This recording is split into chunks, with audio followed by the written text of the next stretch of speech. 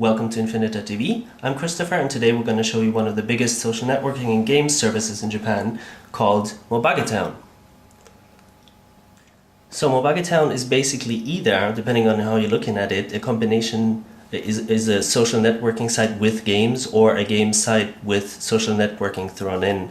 I'm going to concentrate on the games part for now. If you go from the top page to the games section, you'll see that you've got tons of games with new games and categories down here showing which games they have, featured games in terms of rankings and stuff. So we're going to go play one of these and then later on show you the social networking functionalities. One of their actually classic games is this is Makeup Queen. This is actually part 2. They often serialize games if the first one works well. Let's do it. And how it works is that you basically there's sound too. And most of these games are Flash. They've got about 250 on the site, 2/3 of which are Flash roughly. So you have a little introduction now.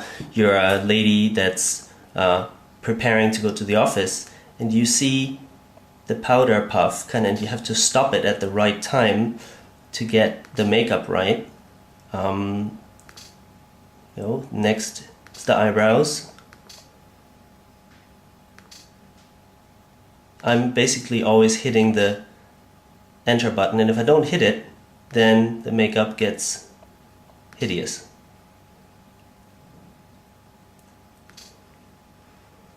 Hairspray, hair coloring actually, curl it a little bit, and the nails, and you're done. Let's see. Ooh, that wasn't that good. Anyway, so that's roughly how these silly little games work. They've got more complex stuff too, but the main point about the site is that many of the games are really kind of funny, stupid, can be played in a couple of minutes, and that's it.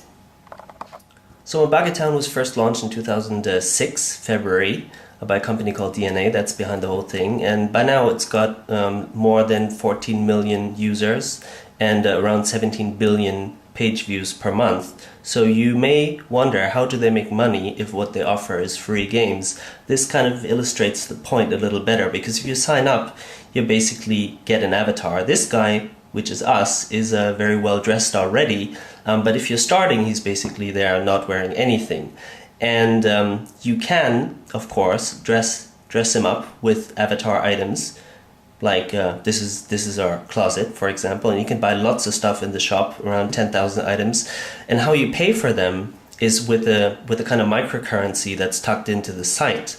And the way you get this currency is by clicking on ads. Say, there's no ads on this page apparently, but if you click on ads, if you subscribe to partner sites, if you invite people to the service successfully, then you get points, and you can use these points to shop.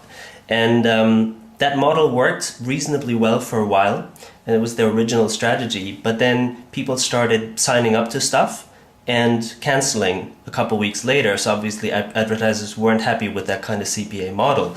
So mobagetown said, look, we need to make money in another way. And of course, one of the things that they did was run bigger ad campaigns that were not CPA based. I'll talk about that later. But another thing that they did was to introduce games that are called DX games. And these DX games actually have free basic gameplay. But if you want to do cooler stuff, you have to pay. And if you've watched our Gree video a few weeks back, they actually have a very similar fishing game based on the same idea.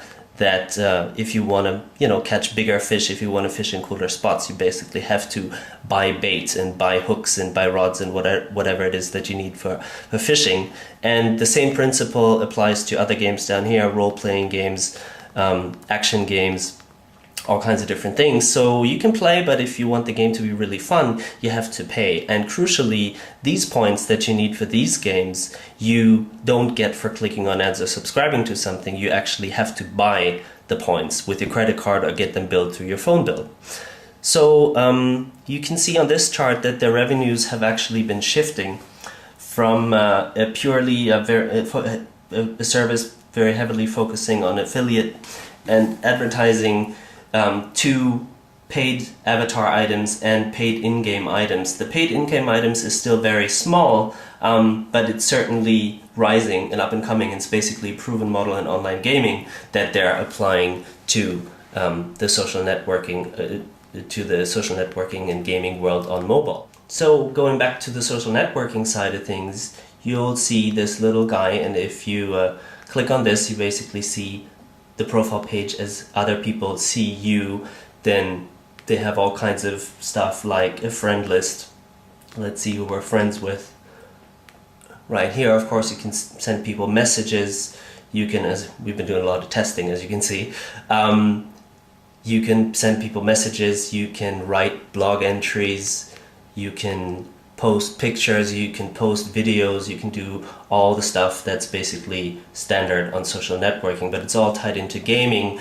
And there's also a thing like where you can see what kind of games your friends have been playing and so forth.